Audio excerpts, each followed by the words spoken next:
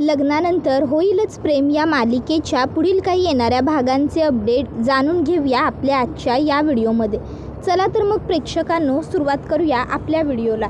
तर आता आपण इथे पाहणार आहोत की पार्थ, काव्या, जीवा, नंदिनी ह्या चौघांमध्येही एक खूप मोठी गोष्ट घडणार आहे. आता नेमकं काय घडतं, कसं घडतं, ह्या सगळ्याच गोष्टी आपल्या व्हिडिओमध्ये शेवटपर्यंत पाहूया. तर सध्या आपण पाहतोय की जो जीवा आहे तो आता नंदिनीचे रिपोर्ट आणायला दवाखान्यात गेलेला असतो आणि आता जीवाला नंदिनीचे रिपोर्ट मिळाल्या जीवाने पहिले घाईघाईने रिपोर्ट चेक केलेले असतात. रिपोर्ट चेक केल्यानंतर जीवाच्या लक्षात असं येतं की नंदिनी ही कधीच आई होऊ शकत नाही. आता ही गोष्ट जेव्हा जीवाला समजते, जीवाच्या तळपायातून म्हणजे पूर्णपणे सुन्नता आलेली असते. त्याला कळत नसतं की आता मी काय करू, हे रिपोर्ट घेऊन घरी कसा जाऊ, नंदिनीला काय सांगू. घरी गेल्या उत्सुकतेने नंदिनी मला विचारेल की या रिपोर्टचं काय झालं. जेव्हा तिला हे रिपोर्ट कळतील तेव्हा ती खूप जास्त दुखावली जाईल. नाही, माझ्यात हिंमतच नाही आहे मी नंदिनीला हे रिपोर्ट दाखवण्याची. मी काही नंदिनीला तिचे रिपोर्ट वगैरे दाखवणार नाहीच आहे. असा विचार करून जीवा हा आता ते रिपोर्ट नंदिनीपासून लपवायचं ठरवतो आणि तो ते रिपोर्ट घेऊन आता घरी आलेला असतो. आता घरी येऊन मग तो ते रिपोर्ट लगेचच कुठे ठेवू असं करत असतो. नंदिनी जोपर्यंत हॉलमध्ये आहे तोपर्यंतच मला हे रिपोर्ट लपवण्याची संधी आहे असा विचार करत आता जीवा ते रिपोर्ट लपवण्याकरता जागा शोधत असतो. इतक्यात अचानक नंदिनी दरवाजा ठोठावायला लागते. आता जीवा पटकन ते रिपोर्ट बेडखाली ठेवतो आणि आता तो लगेचच दरवाजा उघडतो. दरवाजा उघडल्याबरोबर नंदिनी ही लगेच आतमध्ये येते आणि जीवाला म्हणू लागते, काय हो, तुम्हाला खोलीचं दार बंद करायची काय गरज होती? तुम्हाला माहीत होतं ना मी रूममध्ये येणार आहे म्हणून. बरं ते सगळं सोडा, तुम्ही माझे रिपोर्ट आणायला गेला होतात ना, कुठे आहेत माझे रिपोर्ट, बघू मला. त्याबरोबर जीवा म्हणत असतो, नंदिनी अगं ॲक्च्युली रिपोर्ट्स आज नाही मिळाले. नंदिनी म्हणते, काय, अहो असं कसं होईल, रिपोर्ट का नाही मिळाले? त्यावर जीवा म्हणतो, अगं ते हां एमर्जन्सी, काहीतरी एमर्जन्सी होती त्या क्लिनिकमध्ये. सो काही म्हणजे कळलं नाही मला, पण गडबड होती खूप तिकडे. तर मला तिथे सांगितलं की तुम्ही रिपोर्ट्स घ्यायला उद्या या. तर मग मी म्हणालो की हो चालेल म्हणून, काही हरकत नाही आहे. तर तू काही काळजी करू नकोस, मी उद्या जाऊन तुझे रिपोर्ट घेऊन येईन आणि उद्या आपल्याला रिपोर्ट मिळाले की काय ते कळेलच. तू उगाच फार टेन्शन घेऊ नकोस. नंदिनी म्हणत असते, जीवा असं कसं होईल, रिपोर्ट्स आज मिळाले नाही, तुम्ही माझ्यापासून काही लपवताय का? जीवा म्हणतो, नाही गं, मी कशाला काही लपवेन, मी काही लपवत वगैरे नाही आहे तुझ्यापासून. इतक्यात आता नंदिनीचं लक्ष त्या रिपोर्ट्सवरती पडतं. नंदिनी पटकन जाऊन आता ते रिपोर्ट्स बघते आणि उघडते. नंदिनी आता ते रिपोर्ट वाचते आणि नंदिनीला म्हणजे अगदी काहीच कळत नसतं. नंदिनी जीवाकडे बघते आणि आता काहीही न बोलता, काहीही न होता आपोआप तिच्या डोळ्यातनं घळाघळा अश्रू वाहू लागतात. आता नंदिनी अश्रू वाहत असते डोळ्यातून. जीवा म्हणत असतो, नंदिनी अगं प्लीज रडू नकोस ना, हे बघ नंदिनी प्लीज शांत हो, हे बघ काहीही वाईट होणार नाही आहे, नंदिनी रडू नकोस ना. नंदिनी काहीच बोलत नसते, ती पुतळ्यासारखी जीवाच्या समोर उभी असते. जीवा आता नंदिनीला हलवत असतो आणि म्हणत असतो, नंदिनी रडू नकोस ना. आणि आता बघता क्षणी जीवाच्या समोरच नंदिनी तशीच खाली कोसळते. नंदिनी कोसळल्यावर जीवा मोठमोठ्याने हाका मारतो, आई, पार्थ दादा, आई, काव्या लवकर या. त्याबरोबर मालिनी काकू वरती येतात. नंदिनीला असं कोसळलेलं बघून मालिनी काकूंना खूप मोठा धक्का बसतो. जीवाला त्या म्हणतात, अरे उचल पटकन तिला आणि बेडवरती ठेव. तोपर्यंत त्या ठिकाणी काव्या आणि पार्थसुद्धा पोहोचतात. काव्या आता नंदिनीच्या जवळ बसलेली असते. तर आता काव्या ही नंदिनीला हाका मारत असते, ताई काय झालं, ताई उठ ना, ताई डोळे उघड ना, ताई काय झालं. तर पार्थ पटकन जातो आणि पाण्याचा ग्लास घेऊन येतो आणि मग आता तो जीवाला म्हणत असतो, जीवा नंदिनीच्या तोंडावरती थोडं पाणी मार, मग बघ नंदिनी आपोआप शुद्धीवर येतील, रडू नकोस तू सुद्धा. मग आता नंदिनीच्या तोंडावर पाणी वगैरे मारलं जातं. नंदिनी आता शुद्धीवरती येते. आता मग लगेचच मालिनी काकू या जीवाला विचारतात की जीवा अरे काय झालं, नंदिनीला अशी अचानक चक्कर कशी आली, काही झालं होतं का? त्यावर मग जीवा म्हणत असतो, आई तुम्ही सगळ्यांनी सेकंड ओपिनियन घेतलं पाहिजे असं म्हटल्यामुळे मी आणि नंदिनीने तिच्या टेस्ट एका दुसऱ्या डॉक्टरकडे सुद्धा केल्या होत्या आणि तिकडे तर आणखीनच विचित्र रिपोर्ट आले. नंदिनी कधीच आई होऊ शकत नाही असे आम्हाला रिपोर्ट मिळालेत आणि त्यामुळे नंदिनी खूपच जास्त त्रासली आहे. त्याच धक्क्यामध्ये तिला चक्कर आली. त्याबरोबर हे ऐकून आता काव्याला सुद्धा खूपच जास्त टेन्शन येतं. मग काव्या ही आता नंदिनीजवळच बसून असते. मग आता काव्या आणि मालिनी काकू ह्या नंदिनीला हळूहळू शुद्धीवरती आणतात. त्या आता दोघीजणी मिळून नंदिनी शुद्धीवर आल्यावर नंदिनीला म्हणतात, तू ठीक आहेस ना नंदिनी? त्याबरोबर नंदिनी आता रडत रडत मालिनी काकूंना मिठी मारते आणि म्हणत असते, आई अहो हे सगळं काय घडून बसलं आणि बरोबर माझ्याच बाबतीत हे सगळं असं का झालं? मी देवाचं असं काय पाप केलं होतं म्हणून माझ्या नशिबात देवाने हे सगळं वाढून ठेवलं? मालिनी काकू नंदिनीला म्हणत असतात, नंदिनी अगं बाळा शांत हो, शांत हो. तू जास्त विचार करतेस. अगं तुला एवढी काळजी करायची काहीही गरज नाही आहे खरं तर. अगं तू विसरतेस का आत्ता कुठेतरी तुझं लग्न झालं आहे आणि अजून खूप वेळ आहे बाळा सर्व गोष्टींना. होईल ना हळूहळू सगळं व्यवस्थित. आणि डॉक्टरांनी सांगितलं आहे म्हणून आपण प्रयत्न थांबवायचे असं आहे का काही? नाही की नाही. आपण आपल्या परीने सगळे प्रयत्न करत राहायचेत. सगळं व्यवस्थित होईल नंदिनी, काळजी करू नकोस. आणि अगं असं कितीतरी लोक आहेत, असे कितीतरी कपल्स आहेत ज्यांना लवकर मुलं होत नाहीत, ज्यांना मुलं उशिरा होतात. म्हणून मग काय झालं? ती लोकं अशी तुझ्यासारखी हतबल किंवा निराश होऊन जातात का? हे बघ काहीही वाईट होणार नाही आहे तुझं. आणि ज्यांनी कुणाचं वाईट केलेलं नसतं ना, देव त्यांच्याबरोबर कधीच वाईट घडू देत नाही. तू उलट गोष्टींचा जास्त विचार करतेस ना, त्यामुळे फक्त तुला खूप जास्त त्रास होतो आहे बाळा. जेव्हा तू सर्व काही लाईटली घेशील, स्वीकारशील ना आणि त्यानंतर तू पुढे जाण्याचा प्रयत्न करशील ना, त्यानंतर बघ हळूहळू सगळं व्यवस्थित होईल. हां, डोळे पुस नंदिनी. त्याबरोबर आता इकडे नंदिनीचं रडणं जीवाला बघवत नसतं. नंदिनीचा तो केविलवाला चेहरा बघून जीवाला सतत त्रास होऊ लागतो आणि त्यामुळे जीवा आता तिकडे न थांबता तिकडनं निघून जाण्याचाच निर्णय घेतो. आणि मग जीवा आता तिकडनं निघतो आणि खाली येऊन जिन्यात बसून तो रडत असतो. आता पार्थ नोटीस करतो की जीवा खाली गेलेला आहे. पण मग आता तो नंदिनी, काव्या किंवा मालिनी कोणालाही काहीही न सांगता अलगद स्वतःसुद्धा पटकन खाली येतो. बघतो तर काय, जीवा अर्ध्या जिन्यांवरच बसून नेहमीप्रमाणे रडतो. मग पार्थ जीवाकडे येतो आणि जीवाला म्हणत असतो, जीवा अरे काय चाललं आहे तुझं? तूच जर असा हरलास तर कसं होईल? अरे आता नंदिनीला एवढ्या धीराने आईने समजावलं, ते ऐकलं नाहीस का? सगळं व्यवस्थित होईल तुमचं. तुला असं का वाटतं की तुम्हाला बाळ होणार नाही किंवा नंदिनी आई होऊ शकणार नाही?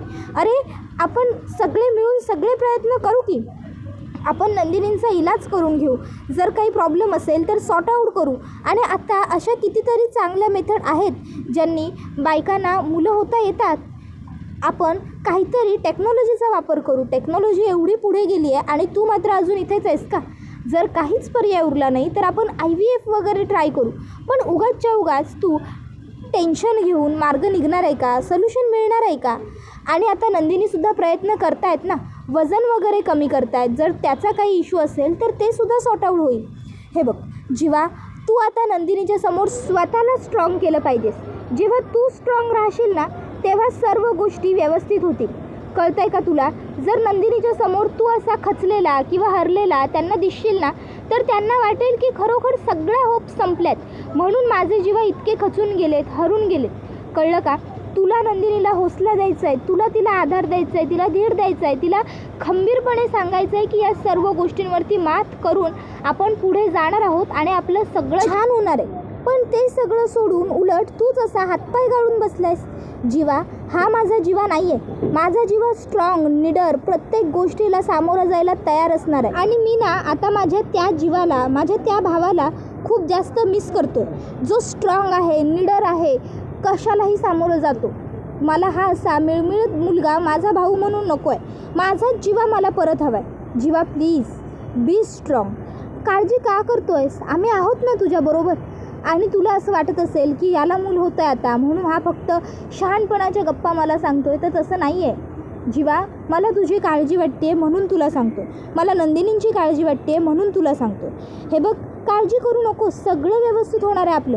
आणि आई काय म्हणाली ऐकलंस ना? ज्यांनी कुणाचंच वाईट केलेलं नसतं देवसुद्धा त्यांचं कधीही वाईट होऊ देत नाही. तर दुसऱ्या बाजूला नंदिनी गप्प होत नसते. नंदिनी रडतच असते मालिनी काकूंच्या कुशीत.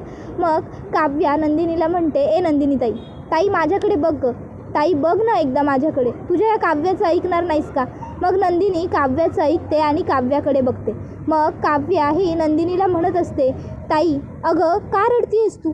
विसरलीस आजपर्यंत नंदिनी आणि काव्यामध्ये कुठलीच गोष्ट तुझी किंवा माझी नव्हती. जे काही होतं, जसं काही होतं ते सगळं आपलं होतं, दोघींचं होतं. आठवतं आहे ना? अगदी शाळेत वापरायची असलेली कंपास तुझी मला आवडायची आणि मी म्हणायचे, ताई मला आवडली आहे, मला दे ना गं. तू सहज मला द्यायचीस. तुझ्या ताटातलं अर्ध अन्नसुद्धा काढून तू मला दिलेलं आहेस. आपण कायम एकीमेकीबरोबर प्रत्येक गोष्ट शेअर केली. मग आज माझ्या पोटात वाढत असलेला आनंद आपण दोघीजणी वाटून नाही का घेऊ शकत? बाळाला जन्म देणारी देवकी आई जरी मी झाले तरी त्याची यशोदा आई मात्र तुलाच व्हायचं आहे. माहिती आहे ना तुला? अगं ह्या परीक्षेच्या नादात, ह्या अभ्यासाच्या नादात मी कुठे या सर्व गोष्टी करत बसणार आहे? तेव्हा तूच तर माझ्या बाळाची आई होणार आहेस ना? ताई अगं मी जन्म जरी दिला ना तरी मातृत्व तुला येणार आहे, मातृत्व तुला मिळणार आहे. कारण तू माझ्या बाळाची, माझ्यापेक्षाही आपल्या बाळाची माझ्यापेक्षाही जास्त काळजी घेणार आहेस, हे मला चांगलं माहिती आहे. मग एवढं सगळं असताना तू काय एवढा विचार करतेस? तुला माहिती आहे का देव तुला लवकर बाळ का देत नाही आहे? कारण देवाला माहिती आहे की काव्या काही तिच्या बाळाची काळजी घेणार नाही, काव्या काही बाळाला जपणार नाही, बाळाचं काही करणार नाही. मग त्यावेळी त्या बाळाचे हाल होऊ नये म्हणून आधीच त्याने तुला त्याच्यासाठी इथं आणून ठेवलं आहे, जेणेकरून त्याला त्याच्या आईचं प्रेम मिळायला हवं. कळलं का? आणि तुला बाळ होईलच की. वेळ अजून निघून गेलेली नाही आहे गं, वेळ अजून पुढे येते आहे. सगळं छान होईल. आणि जरी तुला बाळ नाही ना झालं तरी माझं जे आहे ते आजपर्यंत तुझं आहे हे मला तू सांगत आली आहेस. मग हीच गोष्ट माझ्याही बाबतीत होते ना गं ताई. जे माझं आहे ते तुझंसुद्धा आहेस ना. माझं बाळ तुझंसुद्धा बाळ असणारच आहे ना गं ताई. आता नंदिनीने हे ऐकल्यावर मग तिला बरं वाटतं आणि ती काव्याला मिठी मारते आणि हसते.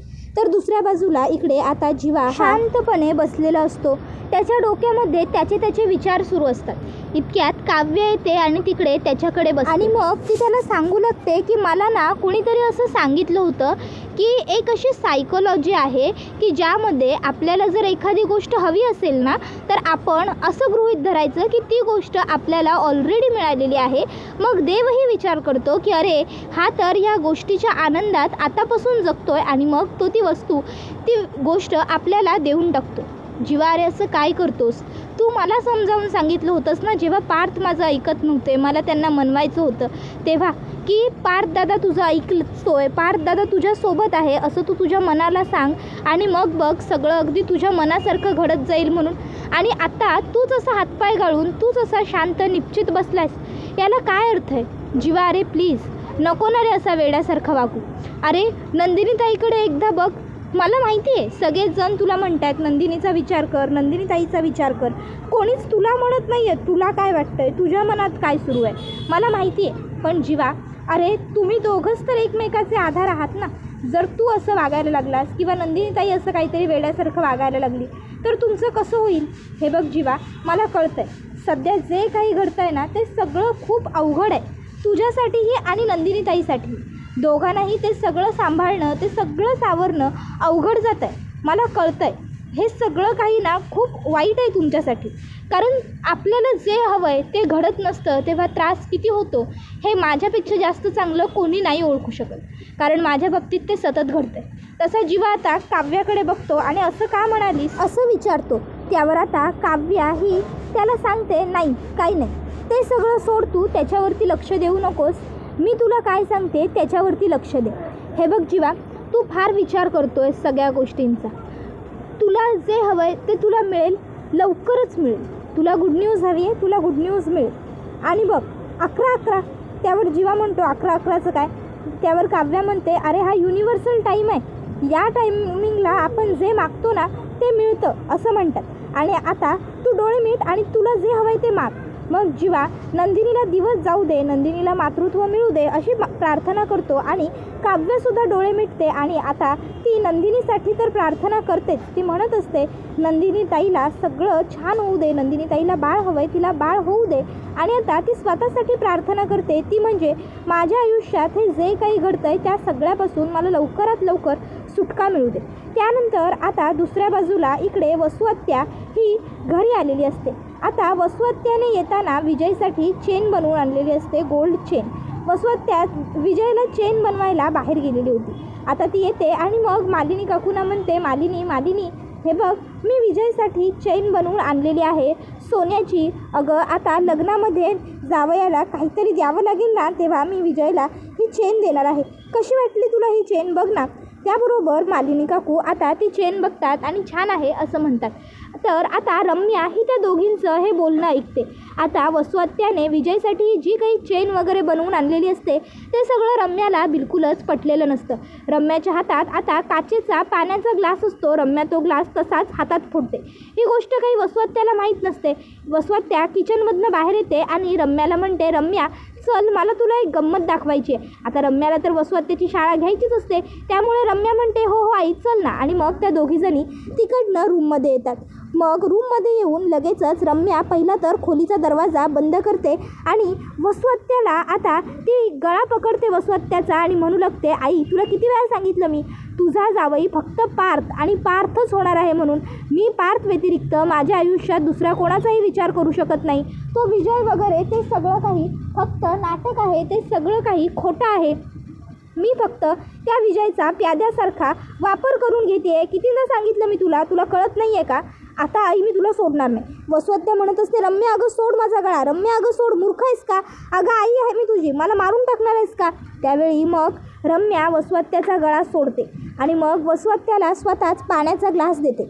वसवत्या आता इतकी घाबरलेली असते की रम्याच्या हातातनं पाण्याचा ग्लासही घेत नसते. रम्या म्हणते, आई काय गं, काय झालं? घे ना, घे पाणी, घे पाणी, पी. कळलं? जेव्हा आपल्याला नको असणारी गोष्ट घडत असते तेव्हा किती त्रास होतो ते कळलं ना? झाला ना त्रास? होतोय ना?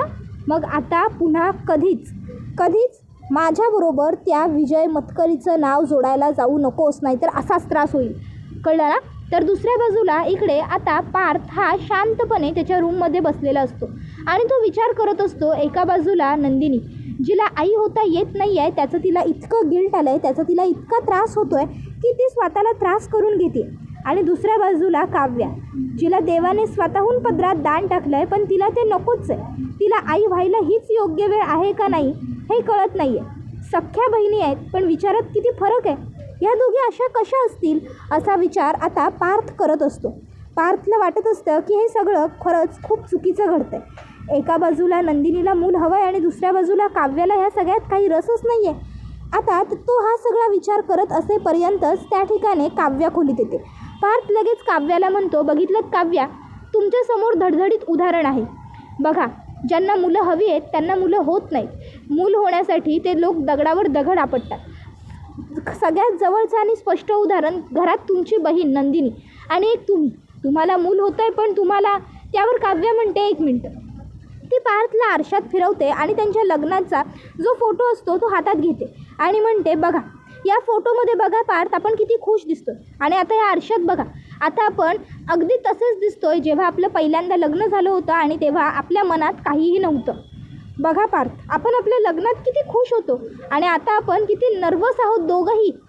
आणि हे सगळं ना मी गरोदर राहिल्यापासूनच होतं आहे. मला तर वाटतं आपलं बाळच आपल्यासाठी. त्याबरोबर पार्थ लगेच काव्याला म्हणतो, काय म्हणालात?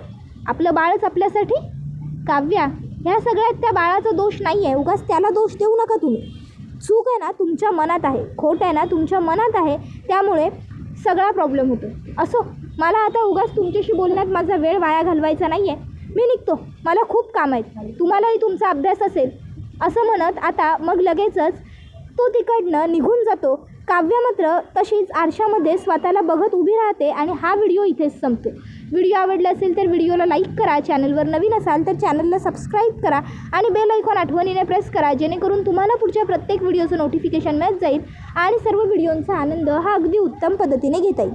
चला तर मग प्रेक्षकांनो, आजच्या पुरतं इथेच थांबूया. पुढचा व्हिडिओ येईपर्यंत या व्हिडिओचा छान पद्धतीने आनंद घेत राहा. टाटा, बाय बाय, धन्यवाद, take care all of you.